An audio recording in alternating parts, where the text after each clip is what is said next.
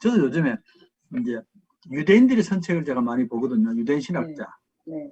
많이 보는데 왜 보느냐 하면 아무래도 구약 이해는 유대인들이 더 깊어요. 네. 훨씬 더 깊고 정확하고 네. 정확한데 또 한 가지는 신약의 모든 것들도 사실 이 구약에 기초하고 있거든요. 구약에서 나온 것이지 완전히 새로운 건 잘 없습니다. 네. 예수님 말씀도 대개가 다 유대교 쪽에서 넘어온 게거든요. 구약에서 넘어온 게니까. 근데 이제 유대인들이 구약을 해석하는 거 보면 야 우리하고는 생각도 상상도 못하게 다를 때가 많고 굉장히 깊이 있게 하고 이 사람들은 모세 오경이 5권 아닙니까? 창세기 5권인데 5권을 연구하는데 1000년이 걸린다고 그러잖아요. 네. 네.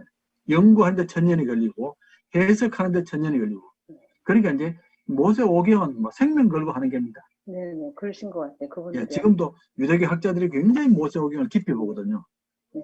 깊이 보고 이 사람들이 잡으시면 지금 모든 역사 흐름이나 세계의 흐름은 바로 구약에 나타난 하나님의 계획과 함께 간다는 그 말이거든요.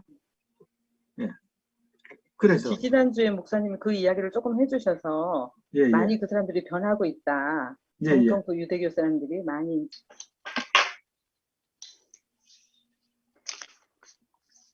예. 요한계시록 얘기입니다. 네. 주 예수의 어서 오시옵소서가 계시록 22장 6절 21절이거든요. 이게 이제 성경의 마지막 부분 아닙니까? 제일 마지막 부분이 이제 요한계시록 22장인데 그래서 아마 이번 주부터 시작해서 이번 달에는 계시록을 계속 할 것 같습니다. 예. 오늘 자료가 사실 조금 많긴 많은데 많아도 오늘은 좀 기본적인 내용들 조금 말씀드리고요. 계시록을 읽기 전에 계시록이 어떤 책이고 또 무엇을 알아야지 계시록을 읽기 좋으냐 하는 그런 이제 내용들입니다. 내용들인데 어떠세요? 계시록을 다룬다는 게 가슴 떨리는 얘기입니까? 네? 아니면 네. 겁나는 이야기입니까? 그게 겁니까? 네? 두렵고 또 가슴 떨리는 분은 없으세요? 좋았어?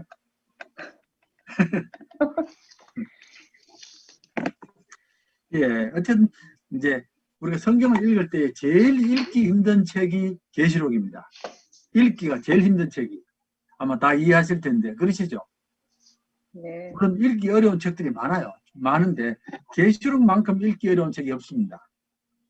예, 그러니까 읽기는 읽는데 그 뜻을 알고서 따라가야 되는데 뜻을 알려는 게 그렇게 어렵다 그 말입니다. 그래서 성경 중에서 제일 읽기 힘든 책이 바로 계시록이고요. 또 사실은 대부분의 교인들이 성경을 계시록을 두려워하세요. 네. 참 읽기는 읽어야 되겠는데 참 두려운 마음으로 읽어야 되니까 불편하기도 하고 그런 책이 바로 계시록입니다. 계시록인데 사실은 계시록을 알고 보면 계시록만큼 가슴 벅찬 책이 없거든요. 예, 소망적인 책도 없고요. 계시록이 그렇습니다. 왜냐하면 마지막 완성을 말해주는 책이기 때문에 그렇습니다. 마지막 승리 그래도 되고 마지막 완성이라고 그래도 되고 예. 이 땅의 모든 죄악의 권세가 무너지고 하나님이 승리하신 것을 보여주는 책이 미리 보여주는 책이 계시록이거든요. 근데 대부분의 사람들이 계시록이 이제 멸망이라고 생각하는 그러니까 이 두려운 책이 되는 겁니다. 세상이 멸망하고 우리도 멸망하고 다 멸망하는 거라고 생각하는데 그러면 안 됩니다. 예, 그러면 안 됩니다. 저도 신앙생활 하면서 계시록에 대한 설교를 많이 들었는데 들 때마다 계시록이 두려운 책으로 들었거든요. 예. 그러니까 멸망에 관한 책들이 내용들이 굉장히 많이 나오지 않습니까? 그래 나오니까 이제 사람들이 두려워하고 이거 깊이 이해하지도 못하고 이제 제대로 읽지도 못하고 하는데 사실은 계시록은 정말 성도들을 크게 위로하고 또 승리를 확신케 하는 그런 책이거든요. 이게 좋은 책입니다. 예, 한마디로 말씀드리면 좋은 책이고 많이 읽어야 될 책입니다. 여기인데 메츠가라는 유명한 신학자가 한 말이 뭐냐면 많은 사람들, 교인들에게 계시록은 닫힌 책이라는 겁니다. 닫힌다는 말 아시죠? 닫아놓고 안 보려고 하는 책이라고 말입니다. 닫힌 책이다. 그런데 계시란 말은 연다는 말이거든요. 내가 열어준다 그 말이거든요. 열어준다고 준 책인데 교인들은 닫아버리니까 이게 좀 딱한 일인 겁니다. 닫힌 책이 아니고 열린 책입니다. 예. 근데 계시록은 놀랍도록 아름다운 위로의 책이거든요. 이걸 보면서 고통받는 성도들이나 핍박받는 성도들이 위로받도록 하는 책입니다. 이게 절대로 교인들을 두렵게 하기 위한 책은 아닙니다. 예, 그래서 우리가 위로를 못 찾으면 계시록을 잘못 읽는다라고 볼 수밖에 없습니다. 근데 주의를 기울이지 않으면 이상한 책처럼 보입니다. 왜냐하면 여러 가지 많은 동물들도 나오고 이러지 않습니까? 내용들도 나오는데 이상한 책이지만 특별한 장르의 책이라는 것을 알면, 장르란 말, 예, 그 말 이해되시죠? 장르 또는 괄호 안에 묵시의 책이라는 걸 알면 그 참된 의미와 맛을 알 것이다 라고 그랬거든요. 자, 장르란 말은 우리가 예전에 학교 다닐 때에 뭐 그런 말 많이 들었습니다. 뭐 이게 문학이냐 뭐 시냐 소설이냐는 그게 장르란 말 아닙니까? 성경에도 장르가 많습니다. 성경에도 장르가 많은데 그 장르 중에서 제일 우리에게 낯선 장르가 뭐냐면 바로 계시란 장르입니다. 예, 묵시 이게 바로 이제 장르거든요. 한 문학의 장르인데 그 장르의 특징을 알면 우리가 해석을 제대로 해 나가는데 장르의 특징을 모르면 해석을 잘 못하는 겁니다. 예를 들어 이렇습니다. 우리가 시편 책을 많이 보지 않습니까? 시편을 보는데 시편은 시니까 시편은 시로 봐야 되지 시편을 소설로 보면 안 됩니다. 그러면 소설을 보면 이해도 안 되고 맞지도 않거든요. 근데 시로 생각한다면 우리가 읽는 자세가 달라야 되잖아요. 우리가 그 앞에 있는 역사서가 있는데 역사서는 역사책이니까 쭉 보면 되지 않습니까? 언제 일어났다, 왜 일어났다 이런 거 보면 되는데 시는 그렇게 읽는 책이 아니고 묵상해야 되잖아요. 묵상하고 음미하고 또 이제 함께 이제 상상력을 발휘하고 이렇게 해야 되는데 그러면 이제 장르가 달라서 그렇거든요. 그거 아시죠? 장르가 달라서 그렇습니다. 자, 신약에도 마찬가지로 신약에도 복음서가 있고 사도행전이 역사서거든요. 교회 역사가 쭉 기록되어 있고 그 다음에 이제 로마서를 우리가 흔히 이제 교리서라고 그럽니다. 교리. 네, 그러니까 교리서니까 딱딱하거든요. 그러지 않습니까? 아무래도 교리니까 딱딱하니까 우리가 그렇게 딱딱하게 대하는 겁니다. 그렇게 대하고 이게 장르가 달라서 그래요. 그러니까 이제 성경책을 읽는 훈련을 해야 되는데 복음서는 복음서대로 읽어야 되고 역사서는 역사서대로 읽을 줄 알아야 되고 또 이제 교리서는 교리서대로 읽어야 되는데 문제는 이제 많은 사람들이 이 묵시라는 장르를 모른다니까요. 묵시라는 장르는 우리가 없는 장르 아닙니까? 예. 없는 장르인데 성경에는 나와 있거든요. 묵시, 계시 이랬거든요. 근데 이제 묵시가 뭐다라는 걸 조금 아시면 아 요한계시록이 이렇게 쓰여졌구나. 그래서 이렇게 재밌구나라는 걸 알 수 있습니다. 이제 묵시를 말씀드릴 테니까 이번 시간 묵시 한번 들어보시고 그 다음에 한번 계시록을 그런 장르로 한번 읽어보면 계시록이 재밌습니다. 나쁜 책이 아니, 무서운 책이 아니고 재밌는 책입니다. 자, 두 번째는 뭐냐면은 성경에 제가 말씀드렸습니다. 여러분 들었을 텐데 성경에 5C가 있습니다. 5C가 뭐냐면 제일 핵심적인 주제 5개가 있다고 말입니다. 신구약 전체를 통해서 주제가 5개가 있는데 이거를 영어로 C를 사용하면 되거든요. 첫 번째 C가 뭐냐면 창조, 크리에이션의 C고 네, 창조가 굉장히 중요한 주제 아닙니까? 성경 전체를 통해서 굉장히 중요한 주제고 두 번째 주제가 언약이거든요. 카비넌트란 말. 예, 카비넌트인데 하나님 백성들이 시내산에 도착했을 때에 하나님과 백성들이 언약을 맺습니다. 언약을 맺는데 성경에 언약이 굉장히 많이 나오거든요. 그러시죠? 대표적으로 먼저 나오는 언약이 아브라함과 언약 아닙니까? 하나님과 아브라함이 언약을 맺으시거든요. 언약을 맺으시고 이삭도 언약을 맺고 야곱도 언약을 맺고 다윗도 언약을 맺습니다. 계속해서 언약을 맺거든요. 근데 이제 대표적으로 우리가 전에 배웠던 시내산에서 하나님께서 백성들과 언약을 맺는데 그 언약은 특정한 사람들과 맺는 언약이 아니고 백성 전체와 맺은 언약이다. 그 말씀 드렸습니다. 온 백성과 하나님이 함께 언약을 맺는 겁니다. 대개 이제 언약을 맺으면 대표가 맺거든요. 이쪽 대표와 저쪽 대표가 이렇게 언약을 맺는데 그 시내산 언약은 하나님과 백성들 전체가 언약을 맺습니다. 전체를 언약을 맺으면서 그때 하신 말씀이 너희가 제사장 나라가 되어야 된다 말씀하셨고 너희들은 거룩한 백성이다. 서로 약속을 하자는 겁니다. 약속을 하고 하나님도 지킬 것이고 백성들도 지킬 것이다. 언약을 맺지 않습니까? 그런데 자꾸 언약이 여겨지는 겁니다. 자꾸 언약이 여겨지는 겁니다. 언약이 여겨지는데 성경에서 죄라는 것은 근본적으로 언약을 어기는 겁니다. 하나님과의 언약을 어기는 자입니다. 물론 뭐 도둑질 하는 것도 죄고 뭐 사람을 어떻게 해치는 것도 죄인데 근본적으로는 하나님과의 언약을 어기는 게 죄거든요. 그래서 이제 구약성경 뒤로 가면 선지자들이 계속 말하는 게 뭐냐면 왜 언약을 버리느냐 하는 겁니다. 언약을 버리느냐 그 말을 자꾸 하고 있어요. 그러니까 이제 마지막에 이제 예레미야 31장 31절 보면 그때는 마지막에 새로운 언약 맺은 백성이 나올 것이다. 새 언약을 맺을 것이다. 왜냐하면 구약 백성들하고 언약을 맺어놓으니까 자꾸 이제 언약을 제대로 안 지키고 지켜도 겉으로만 지키지 마음으로 안 지킨다는 겁니다. 예, 그래서 이제 신약으로 넘어오게 되는데 신약에 예수님께서 새 언약이라는 말을 하셨습니다. 기억나시죠?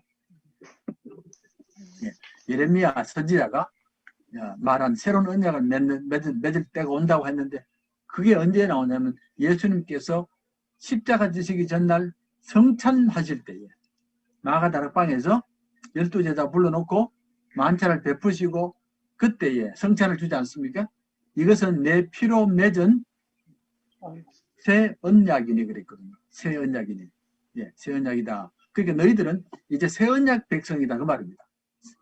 구약의 구언약 백성이 있고 신약의 새 언약 백성이 있고 그래서 우리가 구약이란 말은 옛날의 언약이고 신약은 새 언약이니까 신약이 되는 겁니다. 그렇게 성경 둘로 나눠 놨습니다.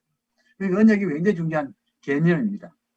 개념인데 저는 이렇게 생각하는데 우리가 언약이라는 것은 서로 사람과 사람 간의 관계를 말하는 관계에 관한 말이다. 예, 이 사람과 저 사람이 우리가 늘 서로 이제 언약의 정신으로 관계를 맺어놓으면 서로 잘 이해하고 서로 돕고 함께하고 하는 그런 모습이 나타나는데 만약에 이제 사람과 사람의 관계가 언약의 관계가 아니고 만약에 어떤 장사의 관계라든지 이런 관계가 되면 서로 대하는 게 불편한 겁니다. 그래서 이제 언약이라는 게 나오고 그 다음에 이제 세 번째가 그리스도의 시 제일 큰 주제 아닙니까? 그리스도가 나타나는 게 시고 네 번째가 교회, church거든요. 그 시가 있고 자, 다섯 번째 시가 있습니다. 마지막입니다. 이걸 영어로 적어놨는데 consummation이거든요. 완성입니다. 하나님의 나라가 완성이거든요. 이게 바로 요한계시록의 내용입니다. 그럼 이 다섯 개가 성경을 구성하고 있거든요. 이렇게 보면 하나님께서 처음에 창조하시고 그 창조의 세계가 어려움을 당하고 아브라함과 언약을 맺거든요. 언약을 맺으면서 내가 이제 너와 너희 자손을 통해서 이 땅을 새롭게 할 것이다 라고 말씀하신 그게 완성되는 게 요한계시록입니다. 최종적으로 완성되는 게 요한계시록인데 우리는 그 완성을 이제 보고 사는 겁니다.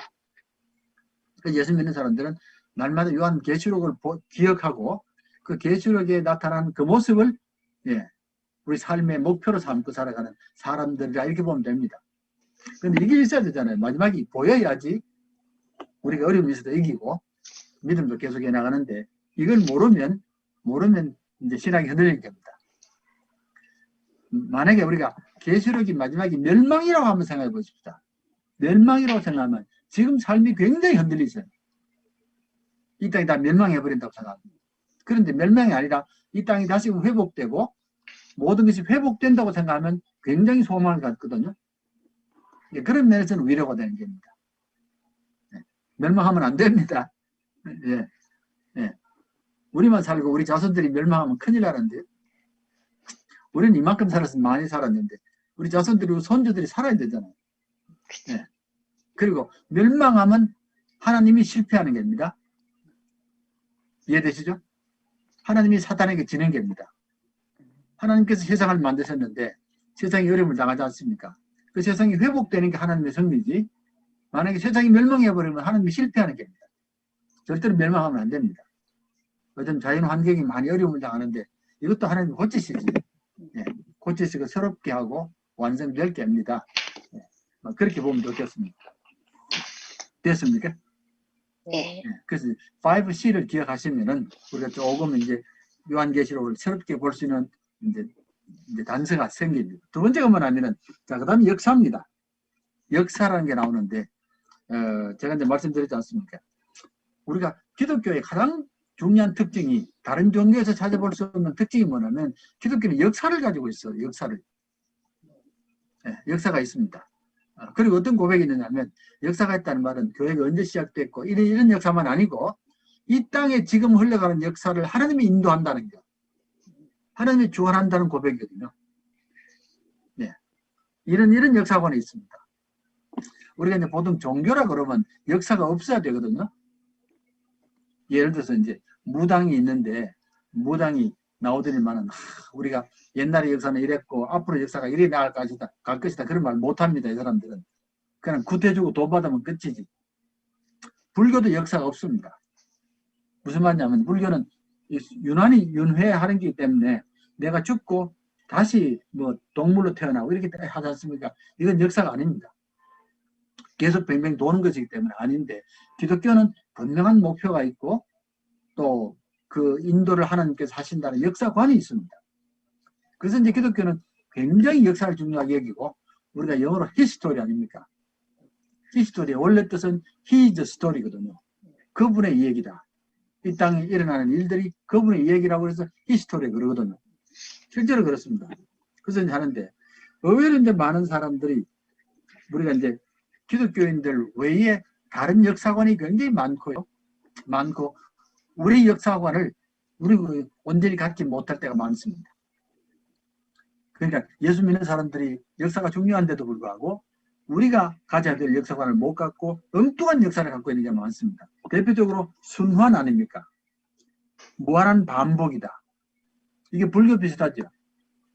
계속 도는 겁니다. 네, 계속 도는데 의외로 예수 믿는 사람들이 마치 불교처럼 세상이 뱅뱅 돈다고 생각합니다. 이건 우리가 조상들이 오랫동안 그렇게 배웠기 때문에 우리가 옛날에 얼마나 많이 배웠습니까? 네. 윤회설이니까 돈다는 겁니다. 네. 그러니까 이제 우리가 잘 아는 노래도 돌고 도는 물레방아 인생 아닙니까? 예. 인생이 돌거든요. 뱅뱅 돈다고 생각하는 겁니다. 그리고 실제로 그렇다고 사는 겁니다. 뭐 인생이 다 그렇지 뭐 인생이 돌고 도는 거지 뭐 새로운 게 있느냐고 옛날 게 다시 돌아오고 지금이 다시 또 떠나가고 이렇게 돌고 돌지 그러잖아요. 그런 말 많이 하잖아요. 유행도 비슷하잖아요. 유행도 옛날 옷이 다시 또 돌아오고 비슷비슷하잖아요. 자, 그런데 이런 식으로 생각을 하면 지금 세상 속에서 어떤 목표를 정하고 달려가는 힘을 못 갖습니다. 네. 그냥 돌고 돌며 살고 그런 겁니다.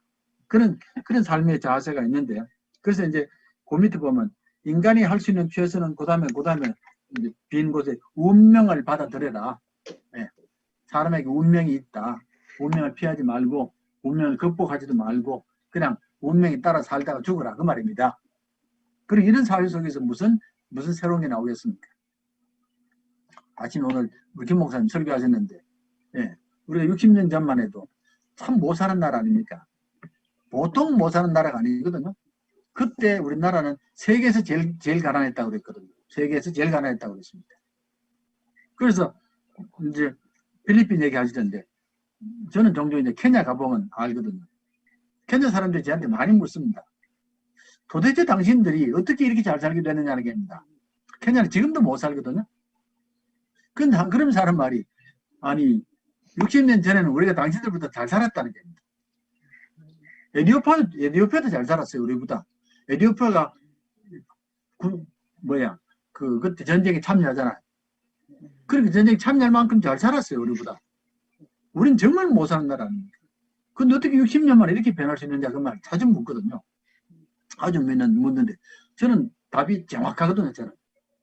우리는 60년 전부터 기독교를 받아들였다. 그 전부터 몰랐지만 기독교가 우리를 새롭게 했다.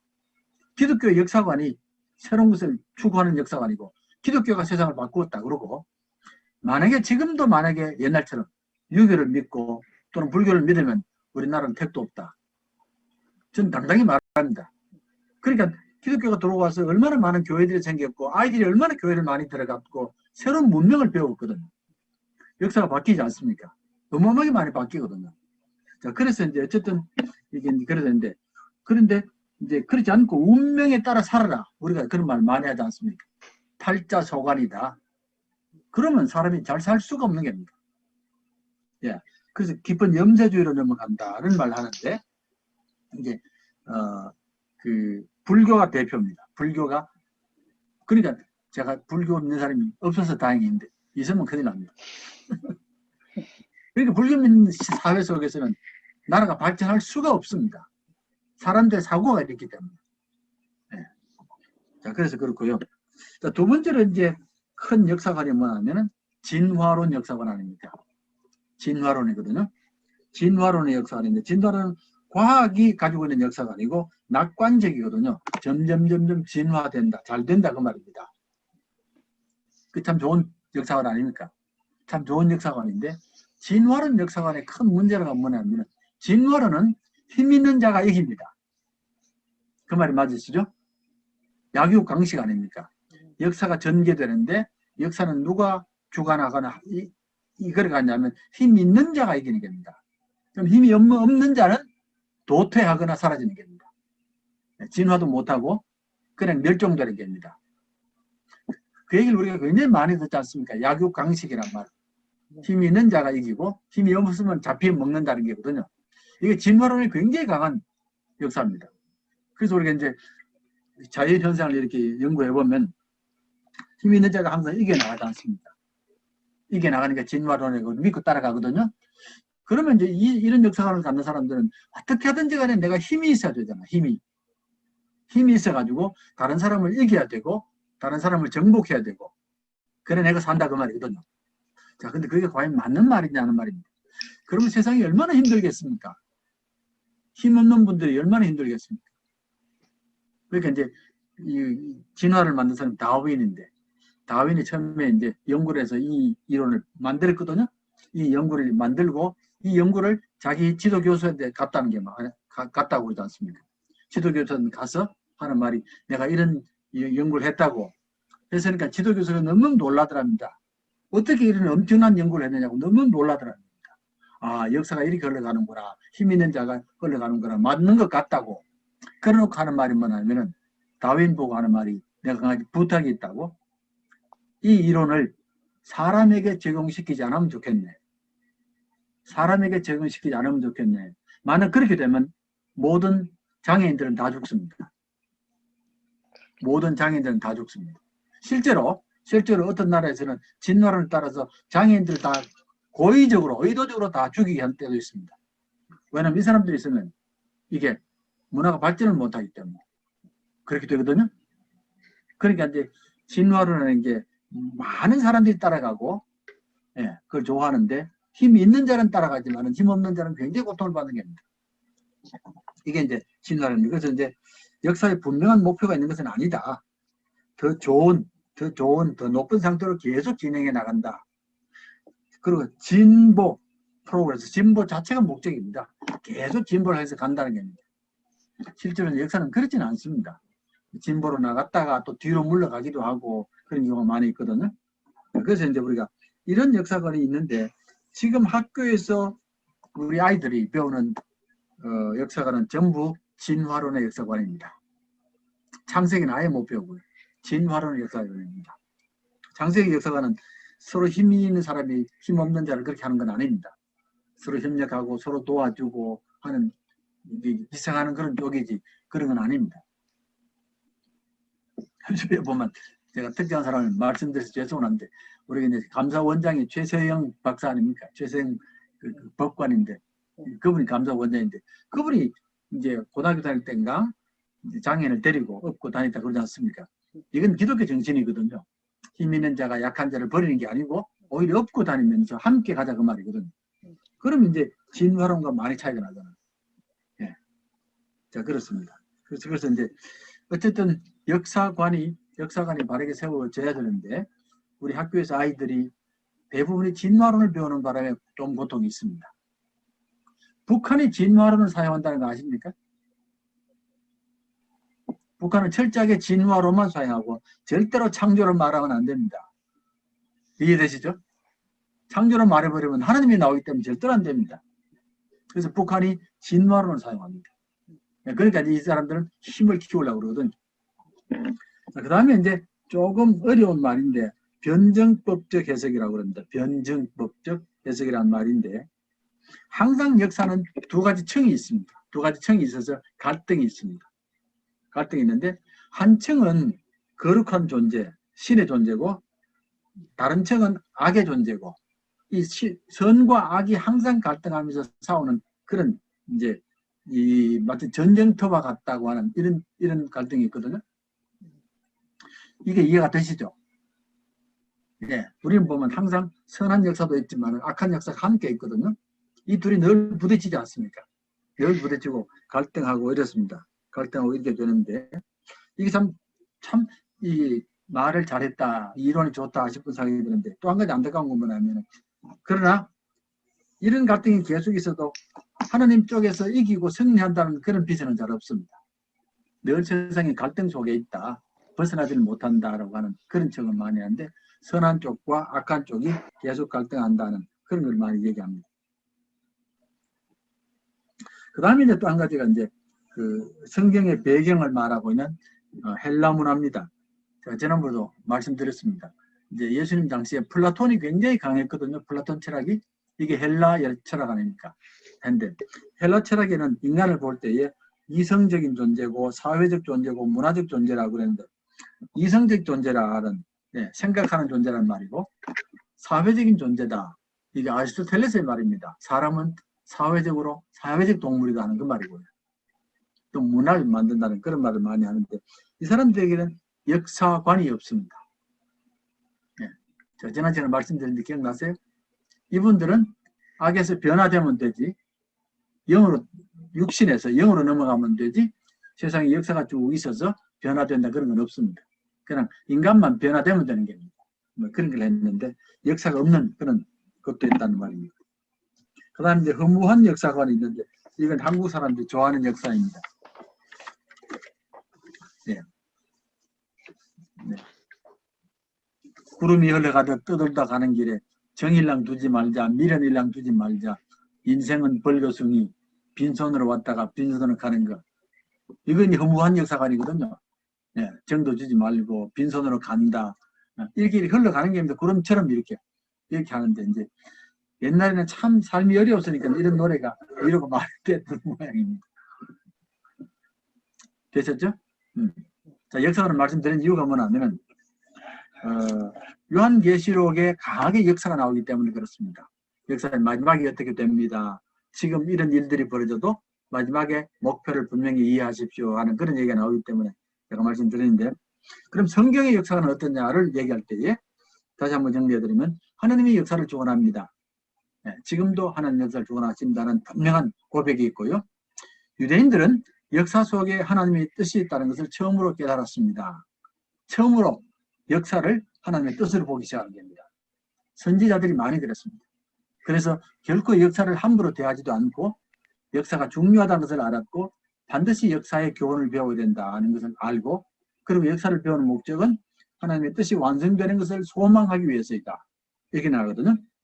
역사가 그러니까 이게 직선입니다. 직선의 말 아시겠습니까? 아까 윤회는 100명이 돌거든요. 이렇게 돌지만 기독교는 쭉 뻗어가는 겁니다. 쭉 뻗어가면서 마지막 완성을 향하여 나아가는데 물론 이제 굴곡은 있긴 있습니다. 예, 가다가 멈추기도 하고 제가 W 그랬지 않습니까? W 그러면 고난도 있거든요. 있는데 그러나 쭉 마지막으로 나가는 직선입니다. 예, 그리고 동적이란 말은 항상 역사가 움직이거든요. 예, 역사가 움직이면서 하는 말이다 하는데 그래서 세계 역사는 궁극적인 목적을 향해서 나아가며 미래에 완성될 것이다. 성취될 것이다. 예, 궁극적인 목적. 이게 뭐겠습니까? 궁극적인 목적이. 예. 이게 이제 우리가 지금 하고 있는 하나님의 나라 완성이 다가오는 겁니다. 하나님 나라 완성이 다가오고 예수님께서 2000년 전에 하나님 나라를 선포하셨거든요. 출발하신 겁니다. 출발하셨는데 그 완성이 이제 다가올 것이라고 하는 그런 역사입니다. 이렇게 보면 예수님 모시고 난 뒤에 지난 2000년 동안 세상이 굉장히 많이 변했습니다. 어마어마하게 많이 변했습니다. 네. 제가 몇 가지 말씀드렸거든요. 첫 번째가 뭐냐면 수명이 엄청나게 길어졌잖아요. 수명이 어마어마하게 많이 길어졌습니다. 예수님 당시에 세계 평균 수명이 기억납니까? 몇 살이라고요? 70. 예? 70. 예수님 당시 2000년 전에 평균 수명이 몇 살이겠습니까? 29세? 29세, 29살이거든요. 네, 그건 기억하시래. 29살이 그렇습니다. 29살이었는데 그게 나중에 40살이 될 때가 있거든요. 40살이 될 때가 언제냐면 1700년대입니다. 1700년대 그때 되면 40살이 되는 겁니다. 그러면 11년이 이제 증가하기 위해서 무려 1800년이 걸리는 겁니다. 1700년? 지금 700년 동안에 11년이 늘었습니다. 그런데 지금은 굉장하거든요. 지금은 거의 80을 육박하거든요. 우리 1700년 잡아도 불과 300년 아닙니까? 예, 1700년 동안 11살이 늘었는데 지금 300년 동안에 나이가 40년이 넘깁니다. 어마어마하게 많이 늘었죠. 근데 지금 벌써 100을 보거든요. 100을 보고 요새는 막 급속도로 늘어나는 느낌 받습니다. 100을 보고 120을 보고 이런 얘기를 하는데 제가 생각할 때는 앞으로 한 50년만 지나면 충분히 120 볼 텐데요. 그렇습니다. 이게 이렇게 급속도로 수명이 늘어나는데 수명이 늘어난다는 것은 분명히 좋은 현상입니다. 절대로 나쁜 현상이 아닙니다. 그만큼 병이 없어졌다는 말이고 환경이 좋아졌다는 말이고 음식이 좋아졌다는 말이지 저절로 수명이 길어지는 게 아닙니다. 자, 그러면 이제 기독교의 가장 중심적인 생각 중에 생명이 있는데 생명이 고통에서 많이 벗어난다는 말이거든요.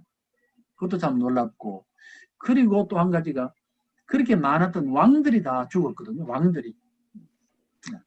나라마다 얼마나 왕이 많았습니까? 왕이 있으면 좋지 싶어도 왕이 있으면 굉장히 많은 백성들이 종이 됩니다. 왕이 있으면 그만큼 종이 많이 됩니다. 남자 종도 많고 여자 종도 얼마나 많습니까? 그러시죠? 사회 전체에 조선시대 같은 경우는 백성들의 40%가 종이라고 하잖아요. 백성의 40%가 사대부 사람이나 왕족의 종이 되는 겁니다. 이집트도 마찬가지입니다. 이집트가 어마어마하게 큰 나라인데 그 제국이 피라미드를 짓거든요. 전부 백성을 종으로 쓰기 때문에 그렇습니다. 안 그러면 그렇게 못합니다. 그렇게 많은 종이 만들어지는 겁니다. 그 왕 때문에 그렇거든요. 근데 지금 왕이 몇 명 안 남았습니다. 거의 안 남았습니다. 그 너무 좋은 일 아닙니까? 왕이 있으면 사실은 자기 마음대로 사람을 죽이잖아요. 네, 근데 이제는 사람을 마음대로 못 죽이거든요. 네, 그런 일들도 벌어지고요. 또 한 가지 저는 참 놀라운 것은 인종차별이 많이 없어졌잖아요. 굉장히 많이 없어졌거든요. 네, 그러니까 이제 대표적으로 흑인들이 그렇게 고통을 많이 받고 노예로 살았던 사람들이 해방되었고 나중에는 미국의 대통령까지 되는데 네, 이 흑인들이 많이 해방되고 또 이제 우리나라로 말하면 상놈들이 많이 해방됐잖아요. 네, 상놈들이 많이 그러니까 사실은 우리가 선교사가 들어올 때만 해도 상놈들이 많이 있었지 않습니까? 근데 지금은 상놈이 있습니까? 지금은 한 명도 없는데요. 네. 한 명도 없으시죠, 보살이? 네, 없어요. 네? 없어요. 상놈이 없어. 없어요. 네. 그러니까 상놈이란 말 자체가 없어버렸다니까. 네. 양반 상놈인데 그 상놈이 되면 얼마나 고통스럽겠습니까? 상놈이 되면 천대받지, 직업도 제대로 못 가지지, 학교도 못 가지 그런 사람들이 다 살아났거든요. 네, 그게 이제 차별이 많이 없었고 큰 차별이 남녀 차별인데 남녀 차별도 지금 많이 무너지거든요. 많이 무너집니다. 외국에는 여자 대통령이 많이 나오거든요. 예, 많이 나오고 우리나라도 한번 나왔다가 어려움을 당했다만 자원 그런 차별이 인간 차별이 많이 무너지고 그러면서 자유가 나오고 평등이 나오기 시작하거든요. 그 내린 것도 전부 성경적 가르침 아닙니까? 예, 성경적 가르침. 예수님께서 이 땅에 오셔서 제일 먼저 선포하신 게 뭐냐면 희년을 선포하세요. 희년을. 이제는 듣지 못한 자가 듣고 걷지 못한 자가 걷고 이게 희년의 축복이거든요. 이게 자유를 선포하는데 그런 것들이 나오는 겁니다. 자, 그 다음에 네 번째가 이스라엘 민족의 역사는 전체 역사 일부분입니다. 세계 역사 전체가 있고 이스라엘 민족의 역사가 그 안에 들어가 있는 겁니다. 그런데 이스라엘 민족들은 우리가 역사를 이끌어가는 주체라고 믿습니다. 세계 역사가 흘러가지만 우리가 역사를 이끌어간다고 그렇게 믿는 겁니다. 이 작은 나라가. 예, 그런 것을 믿게 되는데, 이걸 이제 기독교가 받으면 어떤 일이 벌어지냐면, 기독교인들이 이 땅을 이끌어가는 중심이다라고 믿기 시작하는 겁니다. 이 땅의 역사가 정치인도 있고, 뭐, 별의별 게 다 있지만은, 기독교인들이 역사를 이끌어가고, 교회가 이끌어간다고 세상을 이끌어간다는 생각을 하게 되는 겁니다. 그 다음에 이들이 선민으로서의 책임을 갖고 있습니다. 그러니까 자기들이 하나님의 선택받은 것은 이 땅을 새롭게 하는 그런 사명 때문입니다 하는 선민의식이 강하게 있지 않습니까? 강하게 있어서 이제 세상을 새롭게 하는 게고, 서구 사회 역사에 이 구약의 역사관이 큰 공헌을 끼치거든요. 서구 사회 역사에. 서구 사회는 기독교가 만든 사회이기 때문에 기독교의 정신이 깊이 배어 있는데, 이제 기독교가 들어가면서 역사를 새롭게 보기 시작한 겁니다. 만들어주는 그런 역사를 만들었다고 보시면 되겠고요.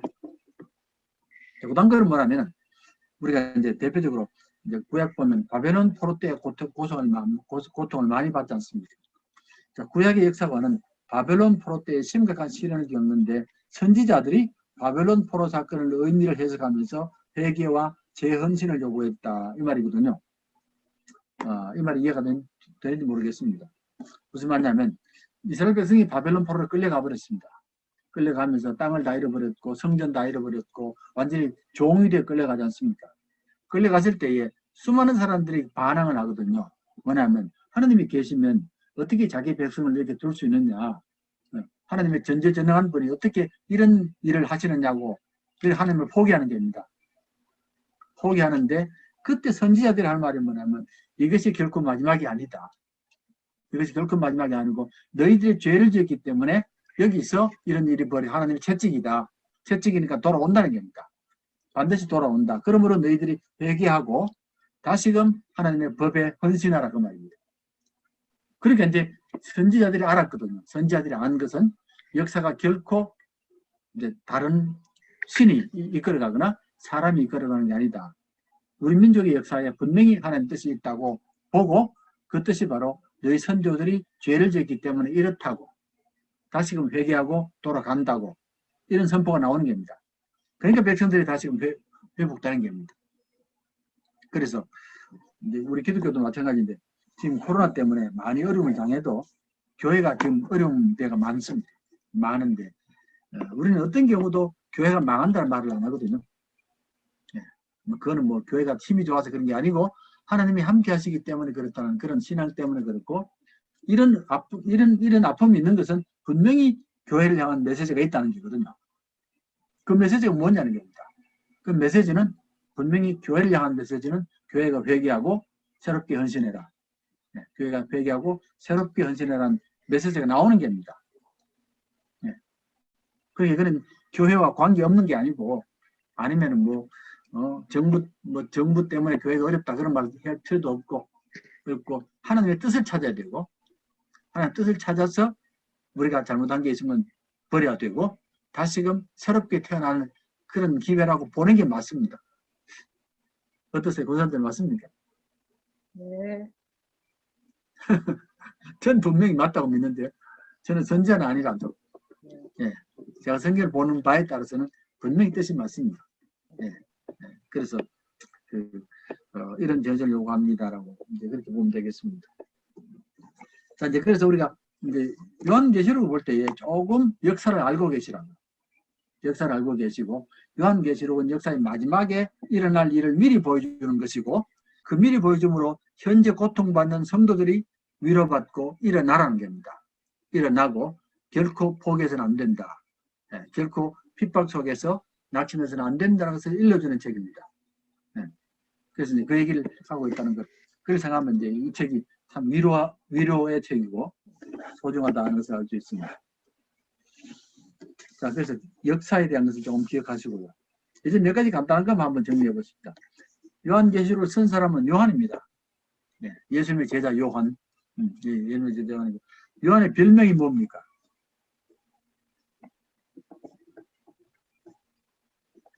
잊었습니까?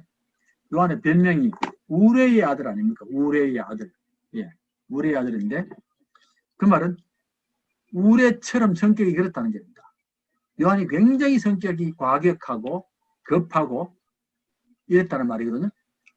우리는 되게 요한을 되게 아주 온유하고 그렇게 보시죠. 온유하게 보지만 원래 성격은 굉장히 과격하고 급했다는 말입니다. 우레의 아들이라는 말을 가지고 있으니까. 그래서 예수님의 제자들이 성질이 별로 안 좋습니다. 성질이 안 좋은 사람이 제법 많습니다. 네. 한번 보면 베드로는 좀 급하고, 그죠? 급하고, 그 다음에 이제 안드레가 좀 온유한 것 같고, 야고보는 두 명이 있는데 야고보는 조금 이기적이고, 한쪽은 내가 오른쪽이야, 한쪽은 왼편에 앉게 해달라고 하는데 이 사람들이거든요. 좀 야고보는 좀 그렇고, 요한은 우레의 아들 그랬으니까 굉장히 성격이 과격했겠다 하는 그런 것을 짐작하게 볼 수 있고, 그 다음에 셀로 땅 시몬은 칼을 든 사람이잖아요. 예. 무력의 사람입니다. 굉장히 무서운 사람입니다. 가룟 유다는 돈에 밝은 사람이고, 대충 보면 근데 이런 사람들이 어떻게 일하셨는지 몰라. 네.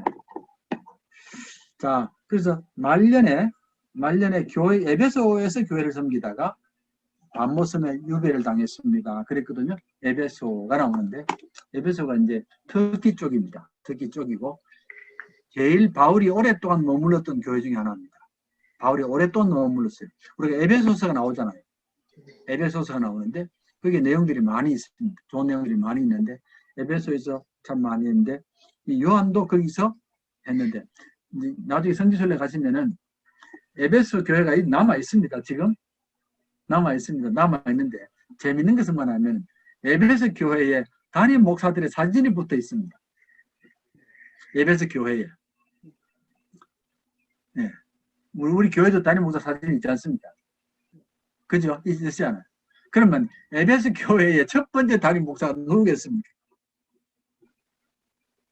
누구 사진이 붙어 있겠습니까? 바울. 네? 바울? 예. 바울은 예수님? 사울 세운 사람이고 바울은 세워놓고 돌아다녔거든요. 예. 거기에 요한이 붙어 있을 겁니다. 제 기억이 그런데 요한이 첫 번째 담임 목사입니다. 그 사진 보면 기분이 이상한데요. 성지순례 갔는데 그 담임 목사님이 사진이 붙어 있는데 요한이 붙어 있으면 네. 이상하겠습니까? 참 기분이 이상합니다. 예. 그다음 이제 밤모섬에 유배를 당했는데 밤모섬은 터키 해안에서 30마일, 만일이 아니고 마일 떨어진 곳이고 30마일 한 50km 좀 된 곳이고 로마 시대 밤모섬은 정치적인 죄수들의 유배지입니다. 네, 유배지였고 자, 요한계시록을 기록하는 관점은 바로 성령 안에서 기록이 됩니다. 성령의 계시로 기록되는 성령이 꼭 중요하고요. 성령 안에서란 말은 일상적 관점과는 다른 관점을 말하는 것을 의미하고 우리 스스로 개발하는 것이 아니라 주어진 것이다. 성령으로부터 주어진 것이라고 하는 그런 뜻입니다. 그래서 기록은 그렇게 됐다는 것. 그래서 이제 이 기록의 관점이 우리가 아니기 때문에 우리 마음대로 해석하면 안 됩니다. 네, 성령의 뜻에 따라서 해석해야 되고 항상 성경은 성경 전체 흐름에서 성경을 해석해야 된다는 것도 기억하면 좋겠고요. 자, 그러면 언제 됐냐 하면 배경은 황제 숭배 시대인데 로마 황제 숭배 시대입니다. 숭배 시대인데 요한의 유배는 도미티안 황제 때 이때가 언제냐면 기원 후 81년 96년 예수님 돌아가시고 한 40년 조금 더 지났습니다. 33세 돌아가셨으니까 한 50년 조금 덜 되는데 50년쯤 지나면서 그때의 도미티안 황제가 예, 그 황제가 이제 황제 숭배를 만드는 겁니다. 황제 숭배 사상을. 근데 황제가 신이라 그 말입니다. 자기를 신으로 만들면서 나를 절하라 그 말이거든요. 로마가 처음부터 그런 건 아닙니다. 로마는 처음에는 안 그랬는데 시간이 지나면서 점점 황제가 나도 신이 되겠다고 마음을 먹습니다. 먹고서 신전을 만들고 예, 절하라는 겁니다. 그러니까 기독교인들이 반발할 수밖에 없는 겁니다. 당신이 어떻게 신이냐고 우리가 어떻게 당신에게 절하느냐고 그렇게 반발하기도 하고 우리는 따로 신을 섬긴다고 하면 이제 그때부터 핍박을 받기 시작하게 되거든요. 그래서 황제 숭배가 본격적으로 교회와 갈등을 일으킬 수밖에 없는 겁니다. 일으킬 수밖에 없는데 그때 로마 안에는 굉장히 많은 종교들이 있었습니다. 굉장히 많은 종교들이 있습니다. 왜냐하면 로마가 종교 포용 정책을 썼기 때문에 불교도 들어와 있었고 힌두교도 들어와 있었고 뭐 페르시아의 조라스트교도 많이 들어와 있었는데 다른 종교들은 다 문제가 없었는데 기독교가 문제가 되는 겁니다. 이해되시죠? 다른 종교는 문제 안 됩니다. 기독교가 문제가 되거든요. 왜냐하면 우리는 하나님만 섬기는데 다른 종교는 적당히 함께 갈 수 있습니다. 다른 종교는 그렇게 자기 신만 섬긴다는 건 잘 없습니다. 그 말 아시죠? 불교에도 여러 신들이 있습니다. 불교에. 불교 신이 하나가 있는 것 아닙니다. 힌두교는 말할 것도 없고요. 힌두교는 수없이 많은 신들이 있습니다. 많은데 불교에도 신들이 있잖아요. 불교 가면 그 불교 사원 안에 삼신 할머니가 있으죠. 그 못 봤습니까? 삼신 할머니도 그 도깨비 같은 사람들이 한 서너 명이 그게 그 불교 절 안에 있잖아요. 그게. 네네네. 그게 있습니다. 그 신들이거든요. 그런 신들 섬기는 방이 따로 있습니다. 그러니까 이제 불교는 다른 종교의 신이 좋으면 받아들이는 겁니다. 그래서 불교에는 다른 종교를 그렇게 배척하고 이런 건 잘 없고 오히려 불교는 다른 종교가 잘 지내라 그 말입니다. 그런 게 많습니다. 네. 우리가 자꾸 이제 싸워서 그렇지 불교는 잘 안 그렇습니다. 그렇게 황제 숭배가 만들어지니까 다른 종교는 괜찮은데 기독교가 반발하는 겁니다. 기독교가 반발하고 또 우리만 따로 치는 섬기니까 이제 이때부터 핍박이 시작이 되거든요. 요한이 이를 반대했기 때문에 결국 그때부터 이제 정치범이 되는 겁니다. 네, 정치범이 되어가지고 반모섬에 갇혀졌다는 그런 말이고 대표적인 박해가 네로 황제 때 아닙니까? 그게 아시죠? 네, 네로 황제가 네로가 이제 로마시를 다 불질러 버렸거든요. 다 불질러 놓고 이것이 기독교인들이 했다고 말하는 바람에 기독교인이 수없이 많이 죽는 이런 일이 벌어지게 됩니다. 자, 이제 조금만 더 하고 마치면 되겠습니다. 자, 계시록의 인간 이해. 계시록은 사람을 어떻게 보느냐라고 말할 때 계시록은 사람을 역사적인 존재로 봅니다. 역사적인 면을 많이 강조합니다. 이 땅의 역사를 하나님이 주관하시는 것처럼 인간도 역사의 흐름 속에 살아야 되고 역사를 떠나서는 안 됩니다. 그러니까 어떤 경우도 기독교는 역사를 떠나면 안 됩니다. 예, 속세를 떠나서 산에 들어가 버리거나 이렇게 하면 안 됩니다. 아무리 세상이 지금 어렵고 힘들어도 역사 속에서 살아야 되고 역사를 변화시켜 나갈 사람들이지 우리가 떠나버리면 이 땅의 역사는 더 무너지기 때문에 그래서 힘들지만 역사 속에서 빛과 소금의 사명을 감당해 나가야 된다는 게 역사입니다. 예. 그래서 이제 역사를 가지고 있기 때문에 우리들 자신의 아브라함부터 이어진 역사도 항상 소중하게 여기고 역사를 이어가는 그런 책임이 있다는 그런 말이고요. 요한의 확신이 있습니다. 외적인 환경이 어떠하든 역사는 하나님의 섭리 가운데서 진행됩니다. 하나님의 계획, 하나님의 목표를 향하여 합니다 하는 그게 나타나 있고요. 어떻든 간에 역사가 섭리 가운데 진행됩니다. 이런 견해는 결코 피상적인 낙관론이 아닙니다. 그냥 듣기 좋게 낙관적으로 말하는 게 아닙니다. 세상은 당연히 무언가가 잘못되어 있습니다. 하나님은 결국 세상과 그 문제들과 떨어진 곳에 계시지 않습니다. 세상이 잘못되어 있는 것은 다 알지 않습니까? 죄 때문에 잘못되어 있으면 하나님께서는 죄를 해결하고 세상을 회복시키려고 하시지 하나님이 세상을 멸망시키지는 않습니다. 네. 그러니까 이제 요한복음 3장 16절에 하나님이 세상을 이처럼 사랑하사 그랬거든요. 극진히 사랑하시니까 세상을 붙들고 있다고 말입니다. 하나만 더 이제 6, 7만 한번 하고 정리하겠습니다. 요한계시록에 나오는 말은 예술적인 말입니다. 예술적인 말이고 예술적인 말이기 때문에 예술적으로 풀어야 되거든요. 그렇게 이해해야 되고 해야 되는데 이런 말을 문자적으로 해석해버리면 큰일 납니다. 문자적으로 해석하면 큰일 납니다. 예를 들어서 왜 우리가 이제 거기에 뱀도 나오고 하지 않습니까? 뱀도 나오고 용도 나오고 많이 나오거든요.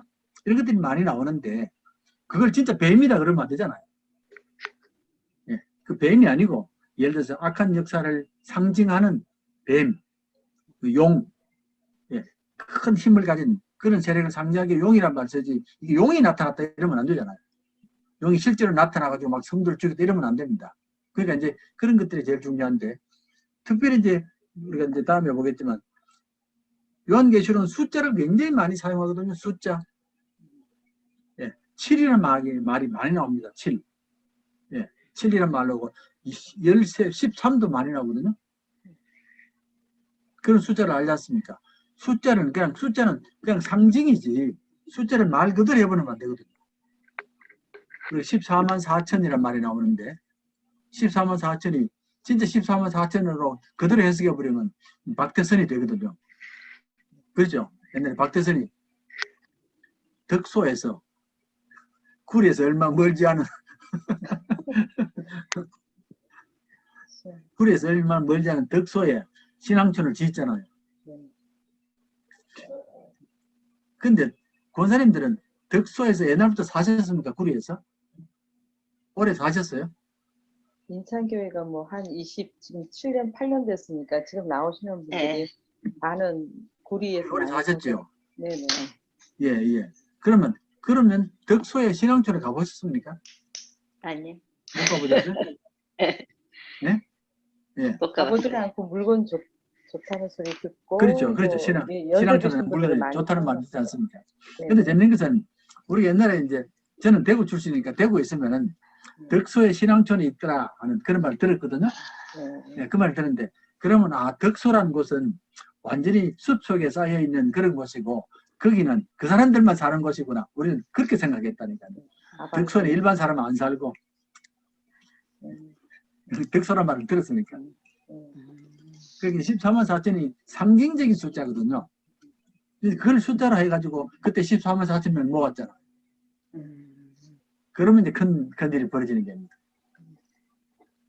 자, 그래서 이제 이건 뭐 다음에 또 나옵니다. 문자적으로 해석하면 큰일 납니다 하는 건 특히 요한계시록은 더 그렇습니다. 문자로 보지 말고 이제 특별한 예술적인 언어로 사용하고 있고. 그래서 요한이 우리에게 던지는 두 가지 중요한 질문이 있는데, 자, 세상에서 우리 개인의 역사는 어떤 의미를 갖는가? 네. 내가 세상을 사는데 내 삶이 무엇을 해야 되느냐? 나는 무슨 목적으로 살아야 되느냐? 내가 왜 여기 사느냐를 생각해야 되고, 두 번째로 우리가 역사에 참여한다는 것은 무엇을 기대하느냐? 현실의 부패를 어떻게 대처하고, 소망을 어떻게 갖고, 어떻게 새로운 모습을 가느냐 하는 그 말입니다.